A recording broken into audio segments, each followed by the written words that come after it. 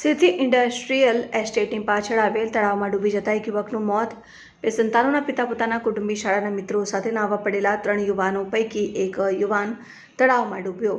આ યુવક તળાવમાં ડૂબ્યો તે સમયે 2 યુવાનો મોબાઈલમાં નાહી રહ્યા હતા.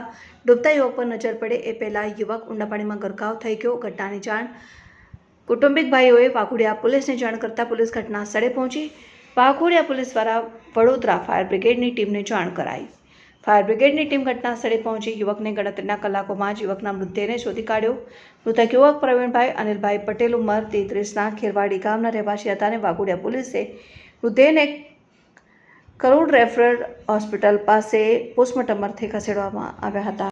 વાઘોડિયા પોલીસ સ્ટેશનથી વર્દી મળી હતી અમારા ફાયર સ્ટેશન પર કે વાઘોડિયા ગામના નવા જીઆઈડીસી પાસે તળાવમાં વ્યક્તિ ડૂબેલ છે.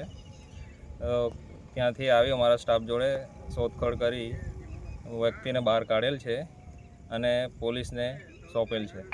તમારું નામ? Utpal Patel, fire officer.